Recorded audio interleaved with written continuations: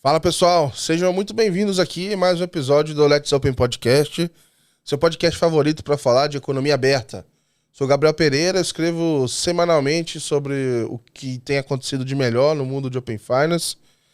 Como vocês sabem também, Open Health, Open Energy, enfim, a galera tem andado mais rápido do que a gente consegue imaginar, mas tá tudo lá. É só acompanhar letsopen.com.br, vai facilitar você a receber o que está acontecendo de novidade, análise, comentário de gente da indústria. E além disso, a gente toca aqui no podcast conversas com diferentes pontos de vista da indústria. Então a gente já falou aqui com banco, com jornalistas, com profissionais, com gente de diferentes posições dentro da indústria. Já conversamos até com gente de cripto, de outros lugares. Falei assim, cara, e aí, tem conexão com o Open ou não tem? E hoje vai ser um papo super bacana aqui com o Carlos Augusto, que é pra gente falar com uma pessoa que talvez viveu boa parte dessas posições, né? Então, uma pessoa que tem uma trajetória incrível dentro do mercado financeiro, se dedicou aí a vida inteira a trabalhar com isso. Hoje está atuando como investidor anjo, também é empreendedor, tem sua própria empresa.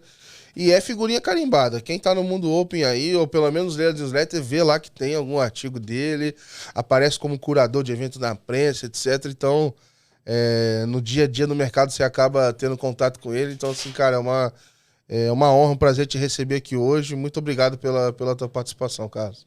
Cara, prazer todo meu, bem legal, assim, ter recebido esse convite. É uma oportunidade tanto, né, de trocar figurinha aqui, entender um pouquinho mais esse movimento também incrível que você está fazendo. Então, participar disso, para mim, é que é um privilégio. Valeu. Boa, boa. Então, eu quero começar conhecendo o Carlos, assim. Quem que é o Carlos, sem falar de trabalho, cara? Bom, o Carlos é carioca, mas eu brinco que eu já estou exilado aqui em São Paulo há quase 30 anos. Engenheiro, comecei a trabalhar em indústria, né? Toquei algumas fábricas e tal. Em algum momento, lá na década de 80 e tal, migrei para o mercado bancário, né? Naquela época, os bancos estavam começando a entender que serviços podia ser estruturado como produto, né? Então, e aí eu fui para o mercado bancário. Mas, enfim, eu tenho 2 filhos. Puta, migrei para São Paulo, puta, foi a melhor coisa que eu fiz. Estou bem conectado aqui, vivendo São Paulo, respirando, né? Esse mundo efervescente aqui de negócios. E foi bem legal, foi uma ótima decisão que eu tomei. Legal, legal. Em São Paulo, é a correria. Eu fico com a sensação de que não desliga, sabe? Como é que você faz, sei lá, na época do Rio, você, sei lá, sentia uma brisa, uma maresia, dava uma volta. Como é que você faz aqui em São Paulo pra dar uma desligada às vezes, dar uma desestressada? Não, o que eu acho legal aqui de São Paulo é que você pode tudo. Você pode fazer tudo. Você pode até ir para a praia, né? Desde que você queira encarar aí o trânsito, tal, tal, tal. Mas você pode tudo. Você pode relaxar, você pode ir no Ibirapuera, tem vários parques. Você pode curtir bastante a vida noturna. Tem muitas opções, né? Bem mais que no Rio. Então, eu nunca fui muito de praia, aquela coisa, né, fissurada do carioca. Então, sou um carioca talvez diferente. Então, sempre curti muito família. E sempre gostei de morar bem, então eu moro muito bem aqui em São Paulo, escolhi lugares muito legais e saio muito para jantar, para curtir. Isso São Paulo é o máximo, né? Legal, Então legal. tem opção, cara. São Paulo é do jeito que você quiser. Eu tô morando hoje aqui na Vila Madalena ali, então, pô, tu dá a volta ao mundo em termos de restaurante. Se tu sai na rua de casa, tem comida libanesa, peruana, É, mexicana, enfim, é uma exatamente. Tem mistura tudo aqui, absurda, tem cara. tudo. Isso aqui é incrível em São Paulo. E te perguntar, como é que foi lá no início, quando você é, decidiu fazer engenharia, quis ir pra indústria? Acho que, enfim, tinha um momento ali que, cara, o engenheiro, até hoje ainda isso é muito, mas assim, o engenheiro fazia literalmente qualquer obra, né? Então, em qualquer lugar o pessoal chamava engenheiro, precisava. Como é que foi esse início, assim? O que te fez escolher? Então, eu na verdade fiz escola técnica, né? Então meu segundo grau já foi voltado para ser técnico na época que chamava máquinas e motores, então já era meio que mecânica, desmontar motor, aquela coisa toda. Então eu já tinha um lado assim para engenharia mesmo, fazer cálculo, aprender muito ciências exatas, né? Então meu segundo grau já foi todo assim, lá no Rio. E aí, naturalmente, recebi convite para ir para uma indústria e tal. Então, mas no fundo, eu aprendi que a minha cabeça era de estruturar processos. Né? Então, quando eu fui para a indústria, logo assumi funções de que a gente chamava de engenharia industrial, fazer projetos de como melhorar a eficiência, estruturar a fábrica e tal. Então, na verdade, é isso que eu sempre gostei de fazer. Eu nunca fui engenheiro de calcular Aham. fator de segurança, de mensurar viga, construir alguma coisa. Nada disso. Desde que eu me formei e depois de engenharia também, eu sempre fui votado para administrar a empresa, organizar, Legal, estruturar, né? legal. Então, na verdade, foi isso. E vamos combinar que o Rio não combina muito com a indústria, né? É. Aquele calor ali. Então, você parar pra pensar, eu sou de Volta Redonda, né? E a região ali, por conta da CSN, você vê, Resende tem ali uma indústria, etc. Sim. Então acaba que eu comecei estudando lá, depois vim pra São Paulo e tal, mas boa parte dos meus colegas ali de faculdade, etc., iam acabar trabalhando na indústria porque se estruturou, mas é algo relativamente recente, né? Uhum. Então, sei lá, caminhão, carro de passeio, etc. Uma área ali que É. acabou crescendo, mas é um polo muito específico, assim, é no interior ali, e é um negócio da região, assim. Exatamente. Assim como tem o polo de energia lá, petroquímica e tal, que é muito forte no Rio, né? Mas muitas indústrias acabaram migrando para São Paulo ou Sim, para outros estados, porque não houve muito investimento lá no Rio por conta exato, disso. E a vocação turística é inegável lá no Rio, né? Então exato. meio que eu tive que encarar um pouco desse dilema. A fábrica, inclusive, eu tocava, acabou fechando, boa parte dela, quase tudo foi para o interior de São Paulo e tal. Então eu vivi um pouco isso de ter que repensar um pouco a profissão e a forma de atuação. E aí foi nesse momento que você já veio para São Paulo. Com essa mudança para São Paulo e a mudança para o setor bancário, isso aconteceu junto? Como é que foi assim? Não. Eu fiz um MBA, né? Naquela de me especializar e entender um pouco tecnologia, né? Fiz uma extensão em análise de sistemas e tal. Comecei a entender que era por aí, né? Que de alguma maneira a minha cabeça de estruturar coisas passava por realmente investir em tecnologia, que era a forma de você, né, conseguir sistematizar processos, né? E aí eu recebi um convite para ir para banco, na época Banco Nacional, né? Não existe, é um dos que não existem mais, lá no Rio mesmo. O Banco Nacional, ele tinha estrutura de produtos lá no Rio, ele era meio dividido, né? Aham. Meio Rio, meio São Paulo, mas a estrutura de produtos, processos, boa parte da área de desenvolvimento tal ficava lá no Rio mesmo, né? Então eu fui, migrei para banco, fui exonerado, né? Fui execrado pelos meus amigos engenheiros que estavam me convidando para fazer mestrado em engenharia de produção, mas enfim, Nessa fui, época já era. É porque hoje, na verdade, quem segue na área é que é o estranho, né? Nessa época era o contrário ainda. era o contrário, ninguém entendeu muito, mas era um pouco daquele apelo. O Nacional foi um dos primeiros a criar o que ele chamou de engenharia de processo. Aí eu me Uhum, identifiquei, né? uhum. Engenharia e processos, era o que eu gostava, era o que eu fazia, e um pouco eu fui para exatamente com essa visão, organizar os processos. Fabris, né? É serviço, mas dá para você estruturar exatamente com indicadores, com eficiência e tal. Então fui assim de peito aberto para banco, me realizei porque o Legal. ciclo bancário comparado com a indústria é uma efervescência muito grande, né? Na indústria eu levava anos para poder comprar a máquina, instalar, ver a peça produzida, entregar para o varejo, etc. Em banco o ciclo, né? Na indústria financeira é diário, né? Então a dinâmica era Ah, fantástica. hoje em dia, dependendo do projeto, também leva um tempo. Mas você vê o resultado imediato, né? Sim, sim. Me incomodava a gente implantar aquela linha de produção, fabricava milhares de peças, entregava para um revendedor que vendia pro consumidor final, e aí 6 meses depois aquilo voltava com algum problema. Então, assim, levava um ano para eu saber que aquilo tinha um defeito. O feedback e o aprendizado ficava muito longo, né? E aí você não fala direto com o cliente, tem vários intermediários, né? No banco não, na indústria financeira, você implantou é na hora que você sente, tem Uhum. retorno. Então a dinâmica, isso me atraiu bastante, né? Então fui para o Banco Nacional, foi no Rio, só que o Nacional foi comprado pelo Unibanco, né? O Banco Nacional quebrou, aquela coisa toda, e o Unibanco era todo de São Paulo, né? Sim. Então uns 3, 4 anos depois, aí sim o Unibanco acabou me convidando para vir para São Paulo e eu vim de peito aberto. Tá? Legal, legal. E no começo, estranhou um pouquinho? Na verdade, não. Assim, eu no Nacional, eu falei que o banco era dividido. Uma certa altura, eu tinha metade da equipe em São Paulo, em Alphaville, e metade no Rio. Aham. Então, eu já passava 2, 3 dias por semana vindo em São Paulo, Justo, justo. né? E outro no Rio. E, assim, era Alphaville. Então, eu acordava, pegava o primeiro voo para vir em Alphaville, chegava antes da minha equipe lá, que morava em Alphaville, e pegava de volta o último voo. Então, Caraca, puxado. já era loucura, assim, era muito puxado e tal. E eu sabia, né? A indústria bancária estava toda vindo para São Paulo, eu sabia que isso ia acontecer. Então, eu já estava vivendo um pouco São Paulo e já estava, assim, realizando, né? Conversando com a minha família que, ó, a tendência natural, isso aconteceu uma hora, né? O próprio Banco Nacional ou qualquer outra movimentação vai voar. A matriz está aqui em São Paulo, digamos assim, né? Sim. Centro financeiro. Então, vamos nos preparar de que isso pode acontecer. Eu sempre, na época de faculdade, assim, eu queria sair. Eu tava estudando na UF em Volta Redonda, eu queria vir para uma capital, e aí fazendo essa análise, eu falei assim, pô. Talvez não com a mesma visão que eu tenho hoje, mas eu pensava assim, cara, não importa o tamanho da empresa e se a matriz dela é no sul, ela vai ter que ter pelo menos uma pessoa de vendas em São Paulo, porque tá todo mundo lá, cara, e tem que estar nessa festa de alguma forma. Então eu olhava para cá muito com essa visão, assim, e assim, óbvio, eu queria ir para uma capital, se não desse para vir para São Paulo, eu iria para o Rio, eu tava tentando ali nas minhas opções.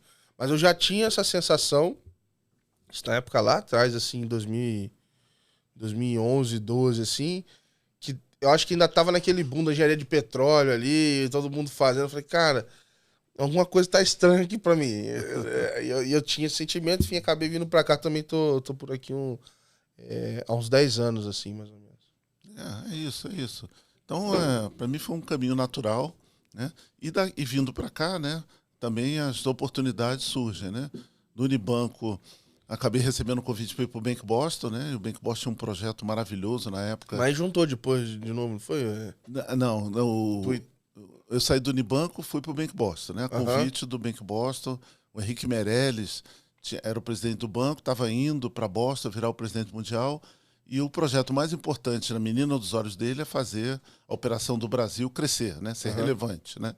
Então, a gente tinha um projeto enorme para o tamanho do banco, que era dobrar a quantidade de agência, triplicar a quantidade de clientes, abrir novos segmentos e tal. E me convidaram para tocar a parte de tecnologia, operações desse projeto, né? Legal. E aí, apesar de o Unibanco estar com uma área muito grande e o Boston era um banco pequeno, era uma oportunidade tanto, né? Sim. Mas muita gente não entendeu, né? Eu tinha lá no Unibanco, sei lá, 400 funcionários, fui para o Boston para ter ninguém, né? Porque era projeto, né? Para coordenar um projeto. E que naturalmente iria crescer e tal. Mas era um senhor projeto, e de novo, a minha cabeça cara. de estruturar, de fazer coisas novas, né? Falou muito mais alto e foi a melhor decisão que eu tomei na vida. E você tinha contato com o Meirelles lá? Não. Na verdade, não.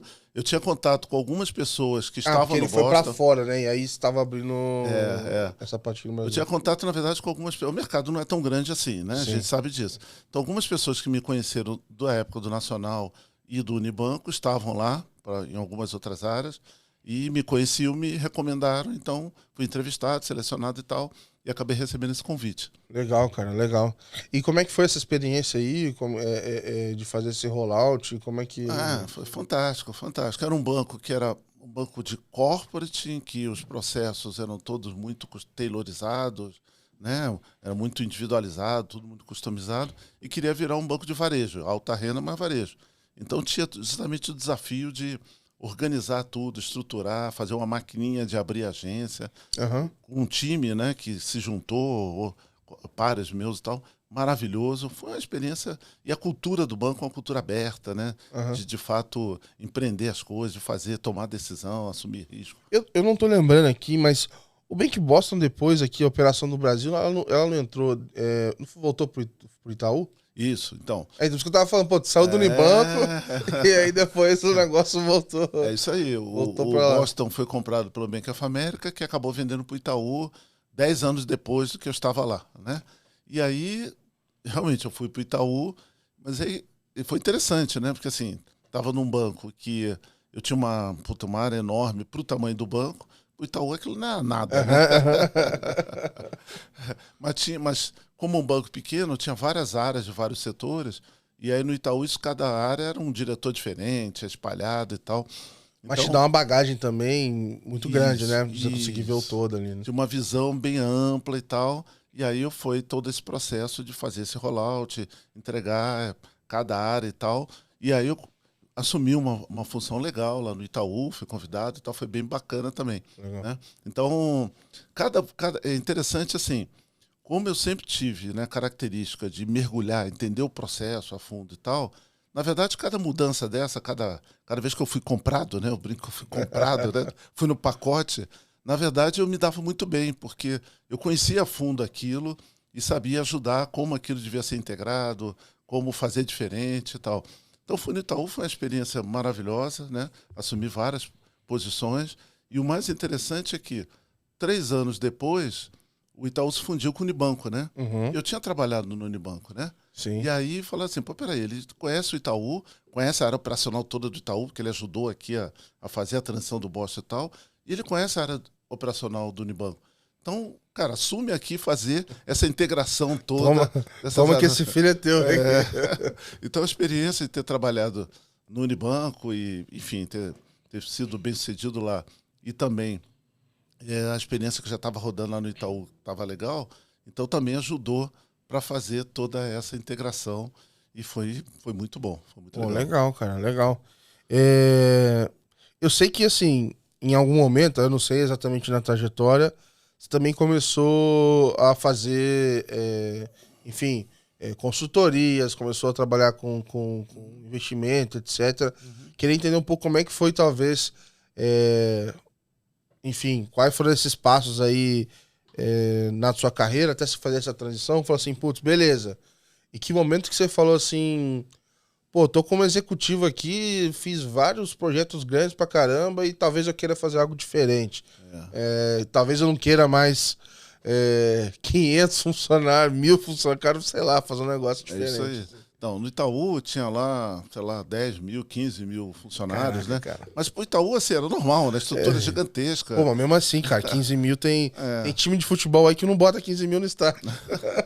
Mas, por outro lado, tem essa questão burocrática, né? Você tem vários níveis, tem que fazer 1000 reportes, né? Talvez o ciclo volte lá atrás do que você falou da indústria, lá começa a ficar maior de novo. Projetos mais longos, é inevitável, né? Um banco desse porte tem que ter isso mesmo, né? E aí eu recebi o segundo convite do Henrique Meirelles, né? Que tinha voltado para o Brasil e estava montando o banco, chamado Banco Original, né? Esse foi mais ou menos 2012, que estava querendo montar um banco digital, né? Aproveitando a estrutura de um banco pequeno, que tinha lá meio de atacado, e chamou um time para fazer isso, né? E eu fui nesse time. Então foi uma experiência assim sensacional de montar um banco do zero. Naquela época isso não era comum. Não estava na moda, não era. Naquela época era mais uma loucura, né? Hoje em dia a loucura já tem tanto, mas naquela época era assim, o que tu tá fazendo da tua vida? Montar o banco do zero, já tem tantos, para quê? Banco digital, como é que vai abrir a conta no mobile? Isso em 2012, 2013. O pessoal tá usando Facebook ainda, não nada funcionava, não tinha legislação. Isso, a regulamentação nem permitia, né? Então era uma coisa meio visionária, um banco sem agência. O que é isso? Então, mas aquela visão do Henrique, né, que percebeu que já era hora, né, de isso acontecer, já tinha tecnologia e tal, e nós começamos a montar isso. Cara, a loucura que eu lembro sem brincadeira. Em 2012, eu tava voltando de São Paulo em algum momento, acho que eu fiz uma prova aqui, e eu acho que foi meu primeiro celular com 4G que eu comecei a navegar, que eu falei, caraca, mano, tipo assim, que coisa, né? Eu tava atualizando o Globo Esporte e vendo o placar do jogo, assim, era um negócio meio, um dos primeiros, assim. Então, essa experiência, né, a gente montou o banco, né, iniciou em 2016, fomos no Banco Central para mudar a regulamentação, mostrar que era possível, né, fazer esse onboarding digital. Esse termo não existia, a gente rodou aí alguns países do mundo para entender que algumas fintechs já estavam fazendo lá fora, né? Fomos na Europa, Estados Unidos e tal. Então, mostrar que isso era possível. E aí, de fato, eu vi que tinha um outro mundo além do mundo bancário, né? Tinha várias iniciativas de tecnologia, empreendedorismo, fintech surgindo, trazendo soluções absolutamente inovadoras. Então, esse contato na construção do Banco Original me ajudou a abrir Legal. e ver que tinha uma outra perspectiva, né? Legal. Mas assim, aí essa é uma transição que muita gente às vezes não consegue fazer, porque se talvez, assim, eu queria te perguntar assim, o que que você teve de desafio, talvez de trazer uma bagagem muito forte de processo, engenharia, etc., e que talvez poderia ser um método mais tradicional de trabalho, e do nada você vê um monte de gente falando de outra coisa, de repente, nessa época, acho que o ágil ainda, coisa de produto, ainda não estava exatamente com esse nome, mas estava se começando ali, acho que ainda tinha um manifesto lá do Lean Startup, alguma coisa assim. Como é que você sentiu, como é que foi essa transição, você sentiu um back, como é que você misturou um pouco desses dois mundos? Assim? Então, o Banco Original ajudou muito, porque é óbvio que não dava para trabalhar da mesma maneira num banco que tinha mais de 100 mil funcionários, num banco que tinha 10 pessoas, 20, 40, 100, enfim, um banco estava sendo montado, contratando gente com várias culturas e que não existia nada, ou seja, você não tem volume, então você quer estruturar que processo que não tem cliente ainda, né? Ou que tem muito poucos clientes, mas como fazer uma trajetória que você vai estruturando algo e que você vai implementando controles na medida que aquilo vai crescendo. Então, foi uma grande escola de eu aprender que eu tenho que colocar, né, as demandas de estruturação, de governança, de gestão, de acordo com o tamanho da operação, de acordo com a necessidade do negócio. Então, fazer esse switch no Banco Original, a gente teve que fazer a forceps, né? Porque a gente começou do muito pouco, né? E isso que me capacitou, quando foi em 2019, o banco já estava lá com alguns milhões de clientes, eu já era um diretor que tinha operações, TI, tinha um bando de coisa. Falei, agora é a hora. Tive uma oportunidade lá numa negociação que a gente fez, que trocou a presidência, etc. e tal. Falei, agora é a hora de fato, eu testar tudo isso que eu vi aqui, né? E dar esse salto, mas tendo passado por essa transição que ajudou bastante. Então, acho que foi vamos dizer assim, uma transição importante, né? Porque talvez se tivesse saído direto como executivo para montar uma fintech, talvez você ia ter alguns aprendizados, algumas dores que você teve nesse processo. Ia ter muita dificuldade de adaptação e tal, sem dúvida. A mudança é muito grande, né? Então você tem que pensar diferente, agir diferente, é outra forma. E aí eu vi que eu tinha que aprender bastante. Sabe aquela coisa de, cara, eu vim numa trajetória de banco, fui assumir novas áreas, diretor e tal, em que você acha que sabe tudo, né? Eu fiz sempre assim e tal. No original, quando a gente teve que rodar e ver essas inovações, cara, não é mais assim. Meio que você saiu de uma trilha onde você chegou lá no topo dela e falou assim, beleza, agora eu vou subir uma outra montanha do zero de novo. E essa montanha não dá para você carregar tudo aquilo que você acumulou. Eventualmente você corta um caminho, um atalho, outro, mas assim, é outro caminho, né? É outro caminho, outra forma. Então, o grande aprendizado dessa transição foi, cara, legal, você tem uma experiência de analisar, de decidir e tal, mas os conhecimentos mudaram, né? Tá mudando, a coisa está indo muito rápido, então agora eu tenho que ter humildade de saber que eu tenho que reaprender. Coisas que eram verdade absoluta, esquece, não são mais, eu tenho que reaprender tudo. E a forma de reaprender é conversar, trocar, ensinar o que você sabe, receber o que o outro sabe. Então aí que eu vi que eu tinha que me inserir de cabeça nesse ecossistema. Legal. Né? E eu sou assim, né? Da mesma maneira, quando eu vim do Rio para São Paulo, eu esqueci o Rio. Literalmente, eu não vou no Rio. Eu vou assim, uma vez por ano, minha mãe tá lá, né? Então, vou raríssimo. Por quê? Se eu ficar, como muitos cariocas, ficar indo e vindo, cara, você não vive onde você tá. Nem aqui, nem lá. Você não vive nenhum dos dois. E eu fiz a mesma coisa. Eu tenho que ir no ecossistema de startups? Beleza, vou mergulhar de cabeça e estou me dedicando de corpo e alma. Legal, bacana pra caramba. E eu te falar um negócio que você falou desse mix ali. Enfim, vamos chegar em algum momento na parte de investimentos e tudo mais, mas acho muito importante, e eu sinto que as fintechs estão aprendendo agora um pouco mais isso, ter este mix no time. Porque às vezes, eu tenho uma molecada que já nasceu nesse ambiente e vem com uma pegada mesmo de startup, etc e tal, mas às vezes não entende de várias complexidades do sistema financeiro que não são triviais, né? Então, ao mesmo tempo que se você só seguir esse lado, você não vai funcionar. Então, esse mix ali, que tem que ter esse choque ali, eu acho que é essencial para uma fintech ser madura e ao mesmo tempo inovadora e conseguir ter sucesso. Assim. E eu acho que os dois lados estão aprendendo, né? Porque tanto realmente de uma garotada, né, que achava que puta, dominava o mundo, né? Era só trazer dinheiro de investidor, virava unicórnio, não precisava de nada. Também o pessoal como eu, né, que tinha trabalhado muitos anos, tinha bagagem, também achava que ia só ensinar. Sabia tudo e tinha que dizer como aquilo. A molecada não sabe nada também, não vai formar nada. Exatamente, os caras só porque fez o MBA aí acha que sabe alguma coisa e tal.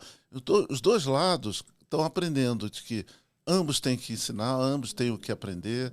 E o mix, né, como você mencionou, o equilíbrio disso é que vai fazer a empresa ficar mais forte e vai conseguir ter mais chance, né, uma taxa de sucesso maior. Legal. E essa transição, então, foi do original para CertDocs direto? Foi que 2019? Então, não. Pré-pandemia? Como é que foi isso? Eu saí do original. Na verdade, quando eu saí do original, eu tinha lá um contrato, né, de consultoria para inovação e tal. Então, eu fiquei o ano de 2019, metade de 20, ajudando com esse contrato, e eu comecei a olhar o mercado. Então, não tinha CertDocs ainda, em 19 não tinha. Eu fui para a Bossa Nova, né, que é uma VC espetacular, né, que investe em early stage. Então, lá tem justamente esse foco de disseminar o ecossistema. Né? A gente quer o quê? Quer investir o máximo número possível de startups para ajudar o ecossistema a crescer, e aí você cresce junto. Né? Então não tem cheque alto, não tem investidor grande, quer dizer, tem investidor grande, mas ele não pode aportar muito dinheiro, tem que todo mundo mais ou menos igual, no sentido de que a colaboração, o resultado do conhecimento do grupo é que vai fazer com que você tome as melhores decisões. Então lá eu entrei em alguns pools e acabei entrando no board do Fintech. Né? Então com o grupo lá, nós tomamos as decisões de investir em que fintechs. Então eu uso a minha experiência no mercado financeiro, então ajudo lá nas fintechs. Mas também comecei a dar consultoria, dar mentoria e ajudar todos aqueles que me procuram, porque é bem legal. É aquilo que a gente fala assim, mas é verdade. Você dá uma mentoria, você aprende pra caramba. Né? Fala, puta, eu quero aprender esse troço. Então comecei a me colocar à disposição dentro da Bossa Nova ou para outros empreendedores a fazer mentoria. Então tem feito bastante mentoria e tal. E aí eu reencontrei o antigo colaborador meu lá da época do Bank Boston, que na verdade eu já acompanhava de alguma maneira. Ele saiu, tinha saído uns 10, 15 anos antes para empreender e tal. E ele me procurou para eu dar mentoria, para ajudar na estruturação desse negócio. De mentor virei conselheiro. Aí uma hora falamos, cara, tá se envolvendo pra caramba, então vem pra cá, né? Você tá dando mentoria de 9 a 6 todo dia? Então vem pra cá e tal. E aí a gente se juntou, e aí início de 20, de fato a gente lançou a empresa, abriu a empresa, né? E em março de 20, e logo depois veio a pandemia, né? Então foi bem no início e tal. Mas eu não deixei de atuar na Bossa Nova, eu acho super importante, faz parte desse aprendizado. Não deixo de dar mentoria sempre que eu posso e tal. Então, e investir até de forma individual como anjo. Tem uma carteira pequena aí de algumas fintechs e tal. Eu acho bem bacana quando eu vejo algum modelo que eu acredito, vejo empreendedor que, puta, realmente, né, tem muito a contribuir. Bacana. E como é que foi nesse momento aí, você vendo, enfim, para você olhar para fintech, você acaba observando um pouco de tudo que é tipo de inovação que está acontecendo, etc. E nesse meio do caminho, enfim, você com a CertDocs, olhando empresa, etc. E veio o Pix Open Banking nesse meio. Como é que foi teu primeiro contato com o tema e como é que você foi se envolvendo? Assim? Então, quando eu estava... Assim, eu sempre acompanhei, eu sempre fui muito associativo, né? Mesmo quando eu estava lá no Bank Boston, eu participava da FEBRABAN, lá no comitê, o que a gente chama de CNAB, né? Que é o Comitê de Tecnologia. Quando eu estava no Itaú, eu continuei representando o Itaú nesse fórum. Né? E no Original, eu virei diretor da BBC, representando o Original, e comecei a coordenar a comissão de tecnologia lá, que reunia uns 30 CIOs de bancos médios e tal, que essa é a característica da BBC, né? Pega ali bancos pequenos, médios, bancos regionais, cooperativas e tal. Então eu coordenava lá o Comitê de Tecnologia, vários CIOs, também outra experiência incrível e tal, mas muito dessa cabeça de, né, ver o que a gente pode se ajudar, o que dá para fazer em conjunto, e aí eu tinha uma conexão boa com o Banco Central e tal. Então, eu coordenei dentro da BBC justamente esse projeto. Primeiras reuniões sobre o Open Banking, por exemplo, que o Banco Central foi em cada associação, então esteve comigo, né, a gente como representante da comissão, então acompanhei desde o início, bastante de perto, junto ao Banco Central, toda a estruturação, todas as discussões, né, entendimento do que poderia ser o Open Bank, e Pix também não foi diferente, né? Então, mesmo quando eu saí do banco original, que em tese eu sairia da BBC, a BBC me convidou para continuar, né? Porque com essa cabeça de transformação digital que veio do original, né? Então, eu continuei bastante tempo na BBC. Então, eu acompanho desde o início tanto o Pix quanto o Open Bank, porque eu entendia assim, o potencial que aquilo de transformar o sistema financeiro, né? E não parei de acompanhar até agora. Legal, legal. Inclusive eu sei que você participa ativamente ali, como eu falei, né? Na produção de artigo, também lá, curando conteúdo na prensa. Cara, como é que você equilibra isso tudo aí? Que hora você faz esse negócio? Porque, cara,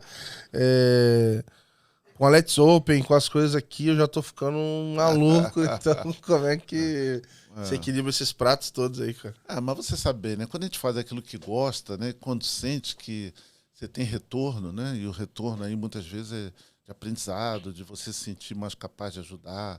Eu tenho um pouco dessa questão agora de também devolver um pouco para o mercado aquilo que eu consegui conquistar, né? Enfim, isso é bem legal, né? Poder fazer isso. Então a gente encontra o jeito, né? A vantagem agora é que tudo isso tem uma agenda razoavelmente flexível, né? Então, às vezes, eu trabalho sábado, domingo, né? Domingo à noite e tal. Aliás, a gente tá gravando isso aqui num sábado de manhã, são 9h45 da manhã. Tranquilo, né? Tranquilo, feliz, né? Porque, cara, a agenda agora é o que você quer fazer, né? Exato. O horário, o dia que você quer fazer. Então, de fato, às vezes aperta um pouco, tem que trabalhar até tarde, minha mulher às vezes não entende muito bem, né? Você não saiu de banco, né? Aquela jornada cravada e tal. Mas também não tem aquela burocracia, aquelas coisas que vêm junto com qualquer grande corporação. E aí você administra na medida que dá para conciliar e tal. Cara, faço muita coisa mesmo, mas é super legal. Não me sinto sobrecarregado, não é aquela coisa pesada e tal. É bem bacana. Eu comentei exatamente essa semana, assim, cara, eu tô com muita coisa pra fazer, mas eu gosto de fazer elas. Eu só preciso equilibrar minha energia pra eu conseguir dar vazão ali, mas não é nada que eu me sinta mal por isso. Justamente eu tô fazendo, conseguir hoje fazer o que eu gosto, porque por conta da Let's Open, de criar muito conteúdo, etc., acabei criando essa vaga junto com a Finansistec ali, de gerente de comunidade, etc. Então, assim, tá muito alinhado com o que eu gosto de fazer, então as coisas acabaram casando e facilitou muito minha vida. É isso, essas coisas se complementam, né? Então, eu faço mentoria com algumas fintechs, eu tô também pegando ideia que eu levo para CETDOCS. Eu estou, né, fazendo algum investimento ali, ou o conhecimento da CETDOCS para estreitar conhecimento com alguma fintech. Então, tem negócios que acabam acontecendo. Sinergia vai ajudando a rodar essa roda aí. Sinergia de conhecimento, sinergia de investimento, né? Sinergia de negócio mesmo, né? Então, várias vezes eu estou ali. Aconteceu há 2 semanas atrás, fazer mentoria numa startup e eu vi que tinha a CETDOCS complementava muito o que eles estavam precisando, tinha pronto o que eles estavam precisando. E aí eu falei, cara, ó, se você quiser, eu não vim aqui como, né, fazer uma venda, como CEO e tal, mas ó, se você quiser estar aqui, e deu sinergia. Então, isso tudo vai se complementando bastante. Então, legal. Isso que é bom. E vendo de vários ângulos, assim, o que você está achando do mercado open agora? O que está te chamando um pouco mais de atenção nas discussões? O que está acontecendo hoje? Então, na medida que vai andando, né, acontecem 2 coisas, né? Uma, a complexidade aumenta exponencialmente, né? Isso eu acho que toda a comunidade está sentindo, né? Então precisa de um engajamento grande, porque vão abrindo várias frentes técnicas para poder aquilo funcionar. Essa interoperabilidade de centenas de participantes não é trivial, né? Então, acho que tem um pouco desse aprendizado de, cara, não é tão rápido ou tão simples quanto se esperava e todo mundo tem que compreender isso. Então, isso chama atenção e tem toda uma reestruturação que está acontecendo para conseguir atender a essa demanda crescente. Mas, por outro lado, a semente do Open, né? Desse cultura Open, desse mundo Open, ela está disseminando muito rapidamente, né? Então, está abrindo vertentes, algumas através de entidades regulatórias, outras espontaneamente, pelo próprio mercado, está sentindo que tem um potencial enorme e isso está realmente se multiplicando em várias outras indústrias. De maneira que é meio impossível você saber até onde isso vai chegar, né? A gente fez um painel há pouco tempo lá no Open, a gente fez um Open Finance Conference, né? Que eu sou curador, né? Um dos curadores lá e o tema que eu escolhi para coordenar, para moderar, é justamente o que eu estou chamando de Open Economy, que é mais do que Open Data, né? Não é só abrir dado, né? É integração entre esses negócios, né? E a maneira de você começar a olhar o teu negócio de uma forma interconectada, mais global, né? Então isso está começando a acontecer de uma maneira muito rápida e é lindo de você ver. E que potencial, até onde isso vai chegar, né? Eu tô até procurando literaturas ou teorias ou coisa para ajudar a complementar essa questão de redes e conexões, etc.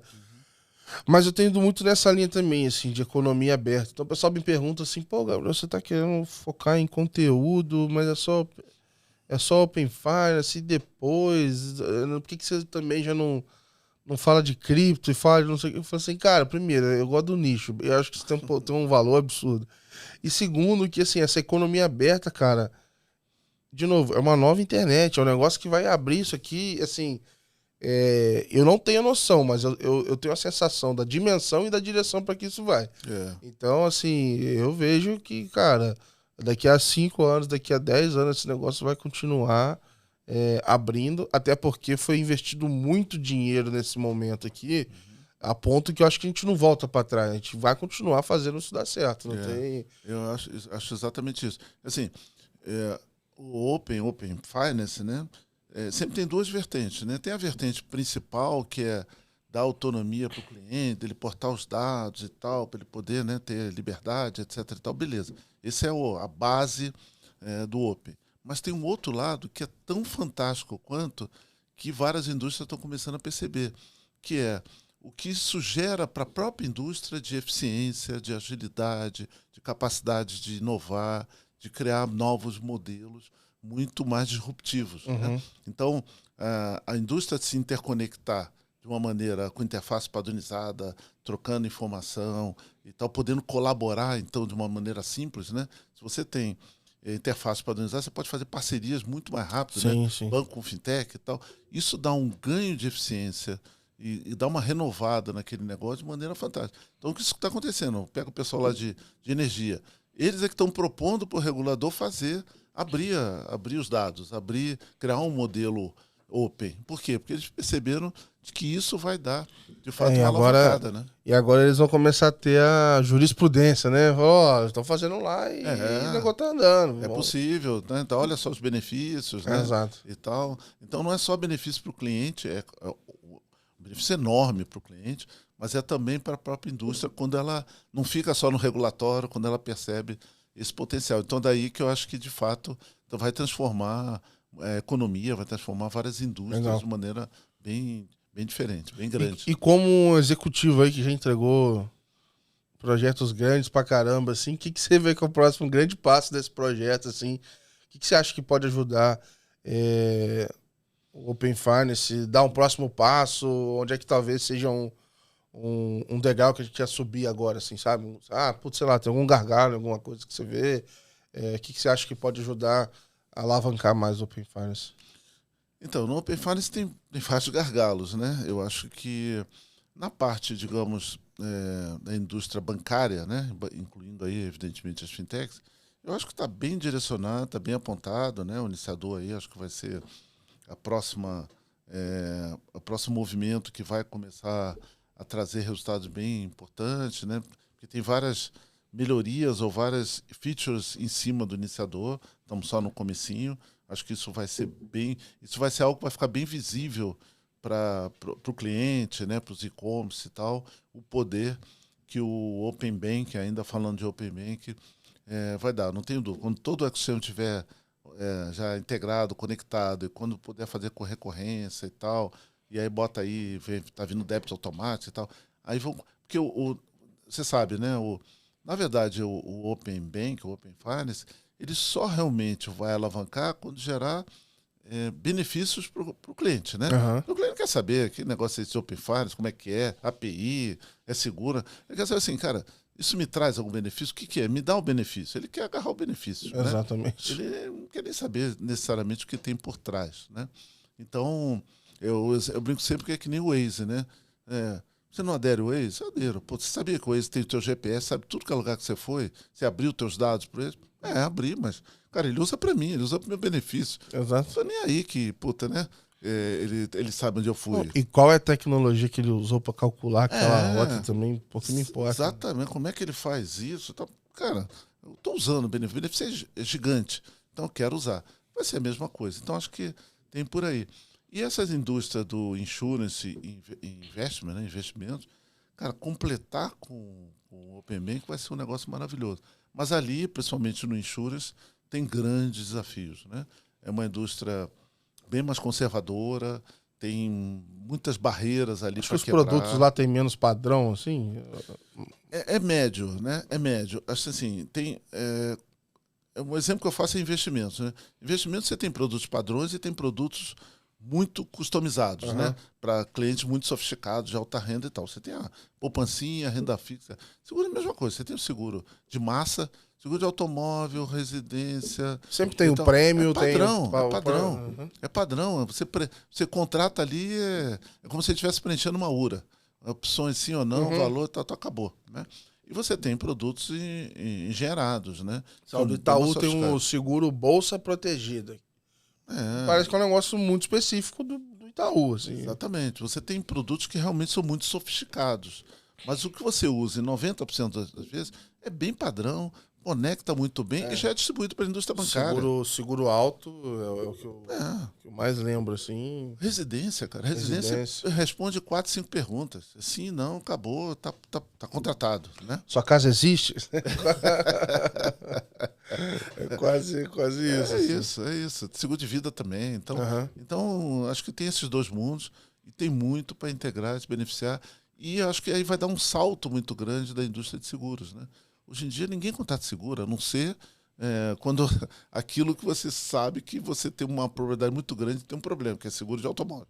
Por isso ninguém contrata. Não, o celular eu acho que ele tá ganhando, né? Porque a probabilidade, assim, eu acho mais provável que aconteça alguma coisa com o meu celular do que até de carro hoje em dia. Verdade. Porque o carro, eu falo assim, é muito mais pelo valor. Falar, você quer me levar esse carro, ferrou. É verdade. Mas assim, o meu celular mesmo tá tudo rachado aqui. Minha vida tá aqui, né? Mas o problema, na verdade, é o roubo, cara. Verdade. E eu acho que assim, já até vi que tava tendo uns problemas do pessoal roubar o celular, de alguma maneira quebrar a segurança, ir lá e pegar empréstimo no teu nome. E eu achei legal, eu ainda não investiguei como que funciona exatamente, mas o Bradesco falando do seguro do Pix lá,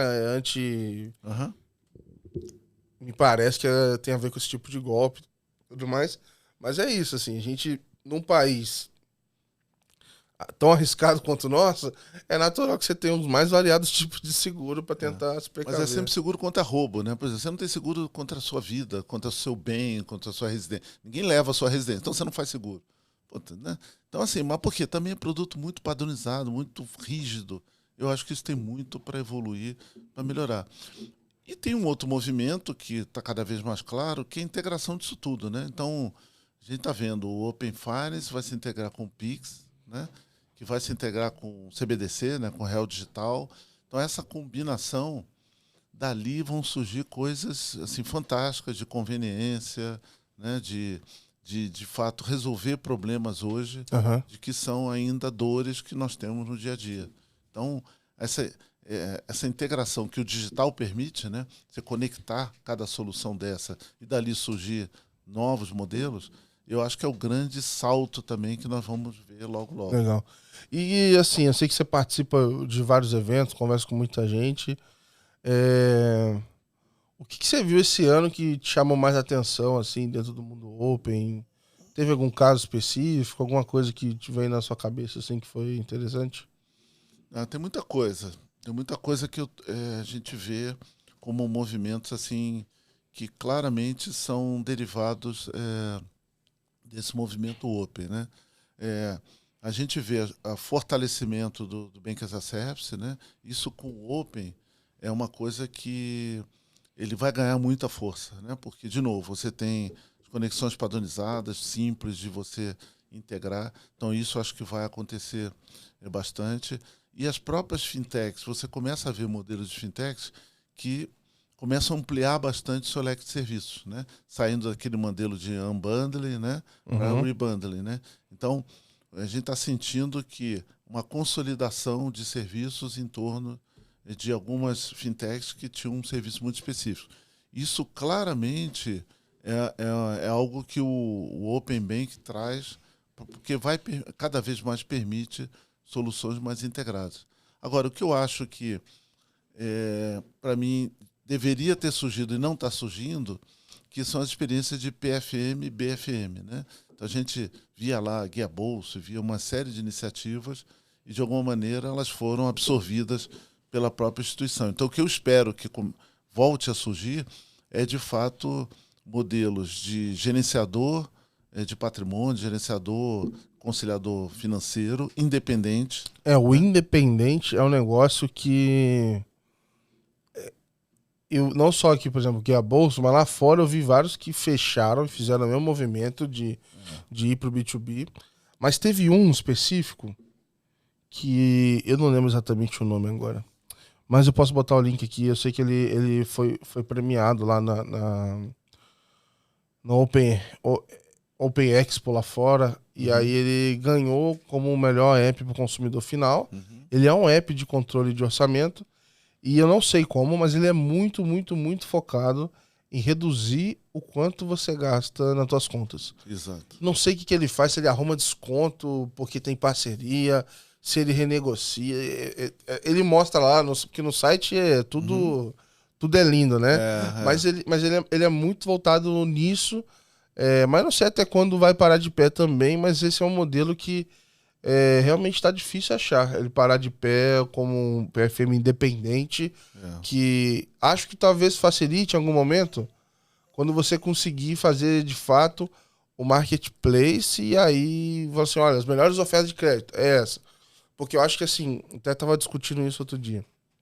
O Open Finance, ele eu sei que é direção, mas eu não sei o quão rápido ele vai chegar. Ele pode ir mais rápido, menos rápido. Exato. E para um cara que é um PFM independente, pode ser que o dinheiro acabe nesse meio do caminho. Então você tem que dosar muito o combustível. E pô, você imaginar, aquisição de usuário para pessoa física é cara pra caramba, tem um monte de coisa assim e tal. Acho que é um pouco dos desafios, e até para as empresas de infra de Open Finance. Não adianta queimar o caixa todo agora, porque o Open Finance ele não vai correr igual o Pix. Ele tem o tempo dele. Assim. Acho que isso é que tá faltando surgir. Eu comecei a ver alguma coisa lá na Bossa Nova, acabei de ver uma que é um candidato a isso, ainda no B2B, mas já com esse foco.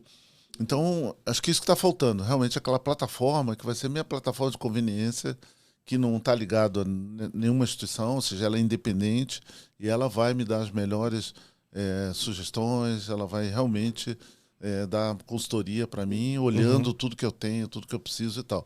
Isso era algo óbvio, né? Muito forte no Open Banking, mas as iniciativas acabaram sendo adquiridas. A Olivia, a Guia Bolsa, algumas de investimento também e tal.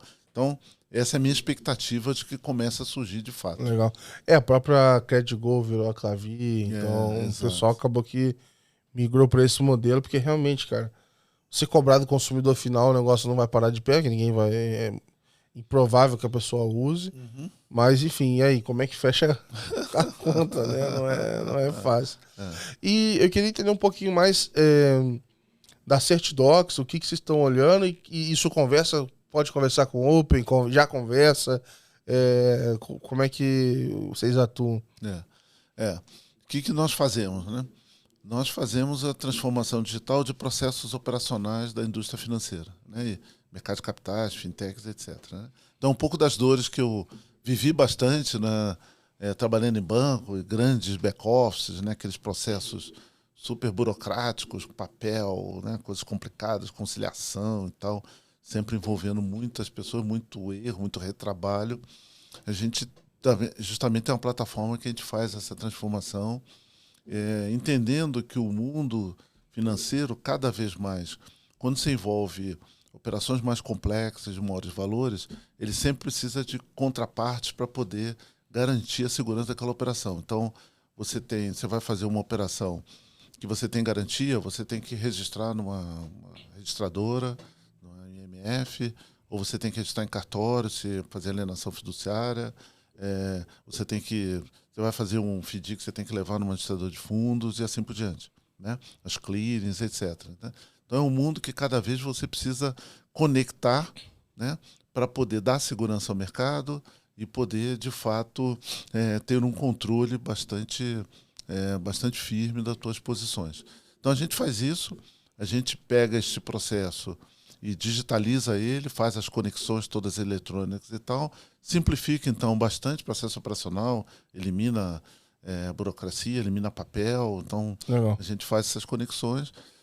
Como eu disse, estão começando aí início de 20, estamos 2 anos e meio rodando, já temos vários clientes, né? Temos dezenas de clientes, alguns bancos, várias SCDs. Legal. E administradoras de fundos também, né? Que precisa pega a carteira, faz sessão, precisa registrar isso e tal, com parcerias bem legais. Então meio que hoje você, vamos dizer assim, você vai lá e se pluga em todo mundo, e aí, né, enfim, tem que dar manutenção, troca API, enfim, vai se mantendo conectado com eles.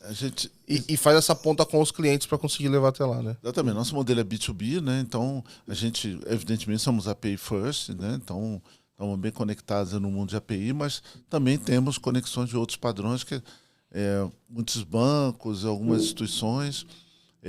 Lembrando que estamos falando muito de mercado de crédito, então também estamos além do mercado financeiro, né? Que tem outros participantes que também originam crédito, às vezes não tem API ainda, a gente, KNAB, o que for, né? XML, o que for, né?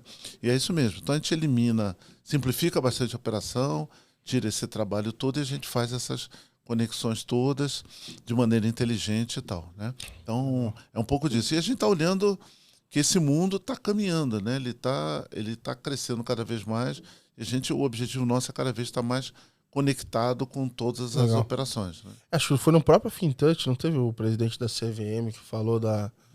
Como é que foi? Eu não sei se o pessoal usou um termo, que não era Open Investment, era Open alguma outra coisa, mas citando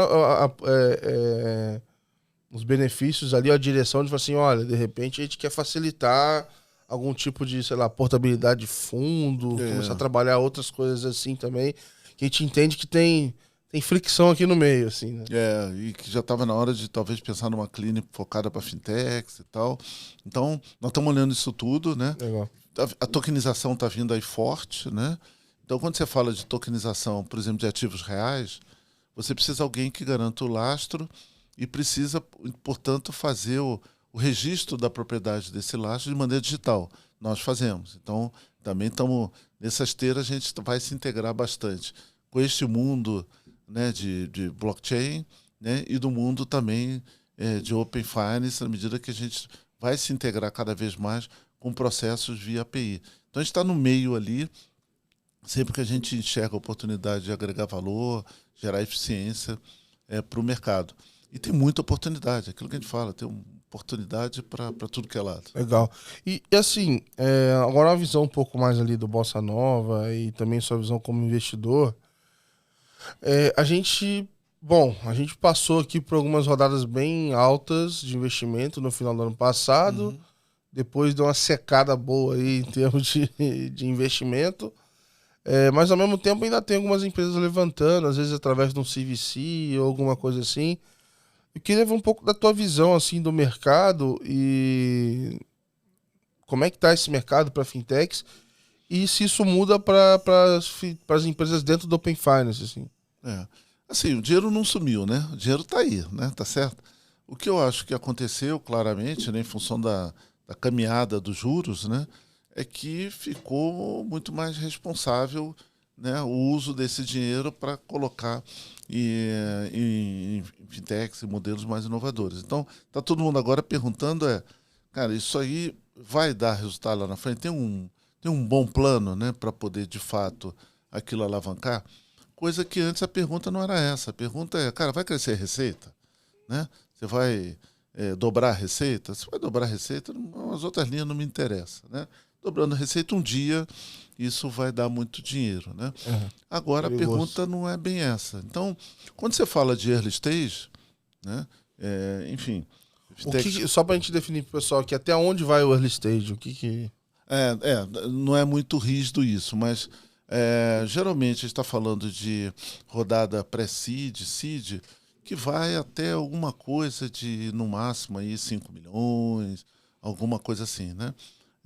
5, pode ir a 10 milhões e tal. Acima disso já começa a série A, B e C, já são modelos um pouco mais maduros, né? Então, uma empresa que precisa, digamos, de 5 milhões, ela talvez esteja valendo 50, 60 milhões de valuation e tal.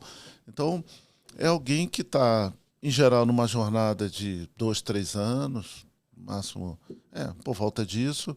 Então, ela já está com o modelo faturando, né? Já está rodando, já tem clientes e tal, e está começando a querer escalar. Já tem um bom MVP, o produto já está devidamente testado e tal, e está começando a escalar, está querendo crescer e tal. Nessa fase, você está olhando o quê? Você está olhando o empreendedor, claro, está olhando se aquele produto foi bem aceito.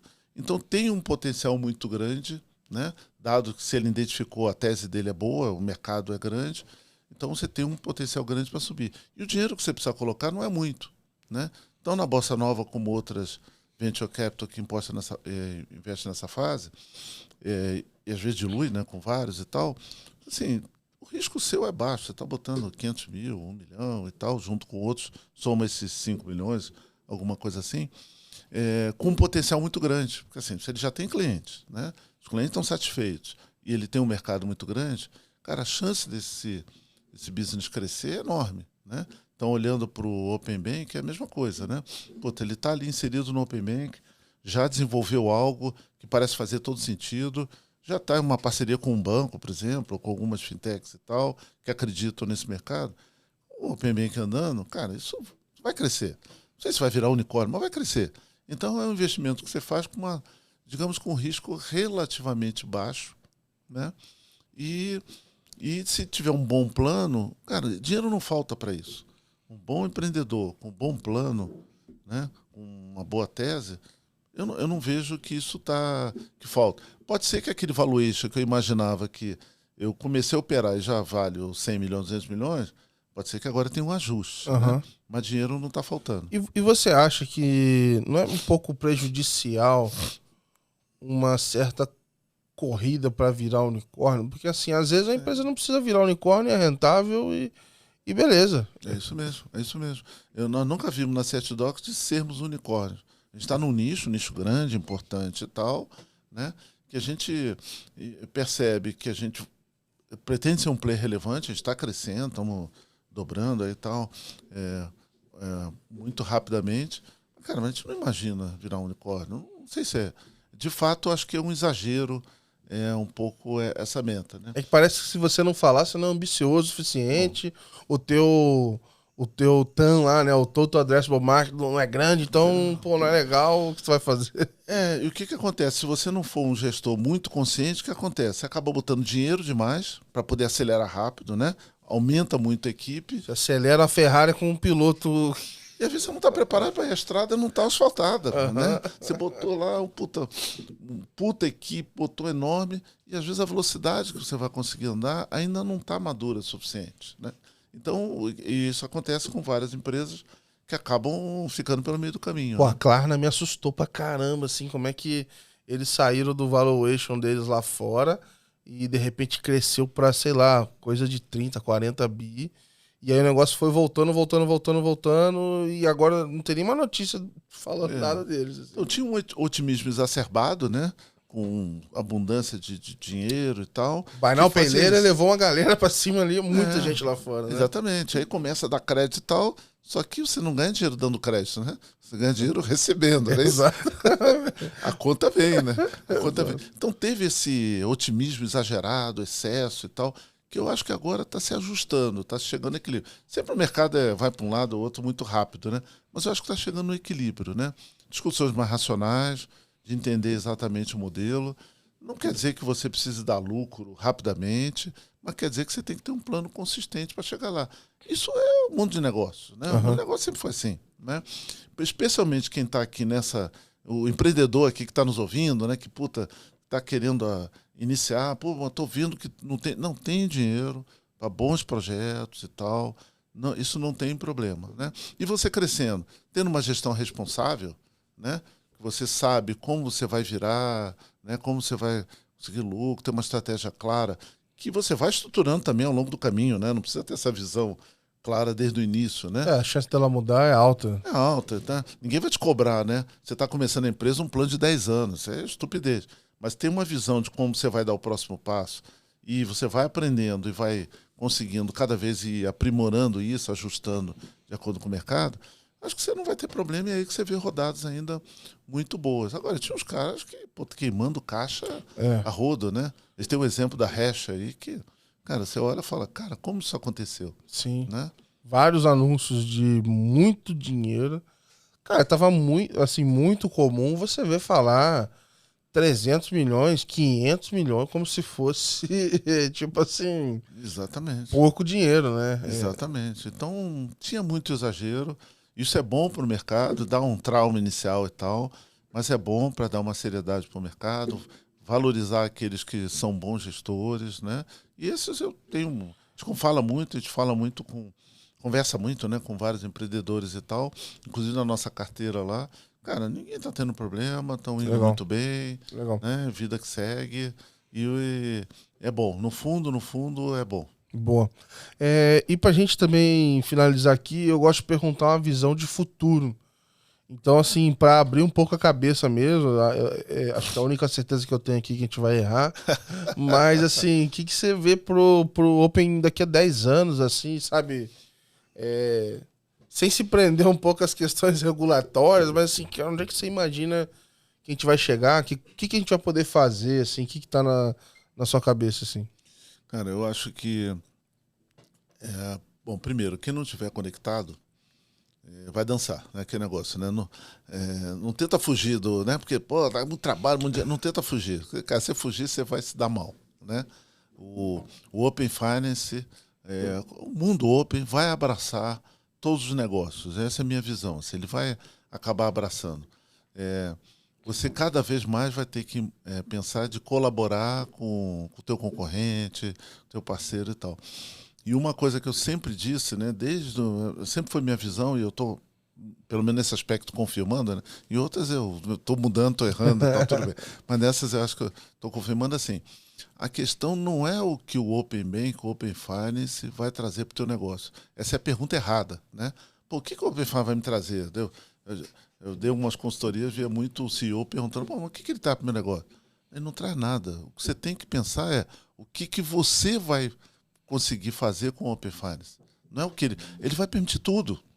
O Open Finance, na verdade, ele liberta a tua estratégia, né? É muito simples entender isso, né? Eu tinha lá um banco.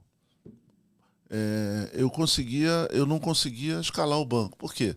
Porque qualquer coisa que eu quisesse fazer era um puta projeto de integração. Eu tinha que, gastar muito dinheiro. Agora eu posso ter uma plataforma completa muito rapidamente, fazendo parcerias, conectando, ou eu posso me conectar com outro, ou eu posso simplesmente não ser um Bank as a Service, eu posso não mais ter cliente final, corto marketing, canal e tal.